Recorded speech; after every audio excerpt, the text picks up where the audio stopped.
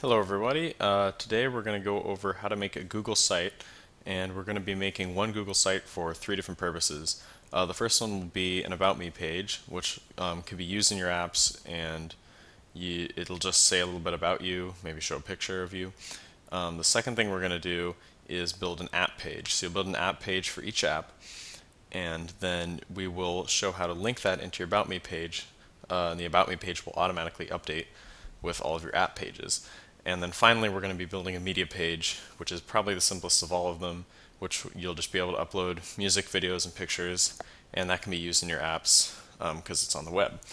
So those are the three things we're going to be doing. First, you got to go to sites.google.com, and you will need a Google account for this. You're going to just go here and click Create, unless you already have a site. These are some sites that I've already pre-set up. So we'll hit Create. For now, we're just going to stick with the blank template.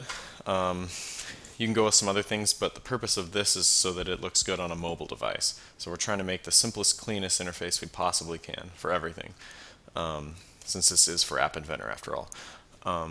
So next we're going to name the site. You can name it whatever you want, but as you type it in, it will suggest that URL for you. The URL does have to be unique. The name of your site does not.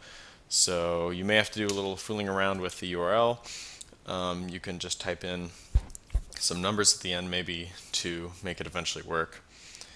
And then after you create that site, it should show up here, and you can just go ahead and click on it.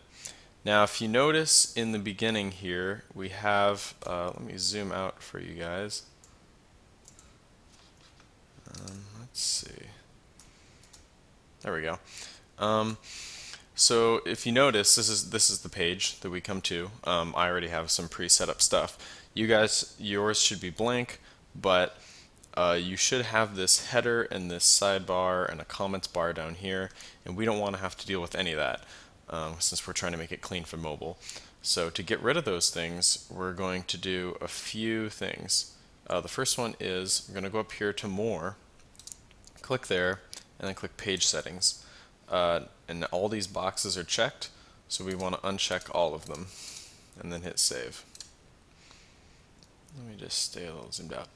Okay, so now we've gotten rid of the comments bar at the bottom and some of the other things, but we need to still remove more.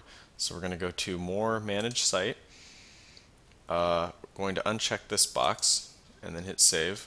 We don't want to show the name at the top. We can still put it at the top if we want to. And then click Site Layout over here. And notice how we have the header and the horizontal navigation bar and the sidebar, everything we don't want. So we're going to go to Change Site Layout and uncheck all of these boxes. One more right there. Alright, so now we see we have a very clean interface here, so we'll hit Save and then go back to the page, and there we are. Everything is gone except for, unfortunately, this bar cannot be removed, but we've made it a lot cleaner. And as a side note, this top bar here is only for you as you're editing the page, so this will not show up if you just go view the page. So literally right here will be the very top of the screen, so it's perfect for mobile. So let's go and edit the page. Yours is still empty, so we're going to click Edit Page up here. And then it brings us into sort of a word processor where we can center, left align, whatever we want to do. Except we got a few new things. So we have tables that you can insert. We won't go into these, but you can make them as large as you want, and they're very easy to use, and you can put anything inside them. But what you will do is upload a picture of yourself. So we'll go to Insert Image, and then you can either upload an image from your computer, or you can just directly link to a web address. Either way. And then we'll leave a space for my apps, and we'll come back to this later.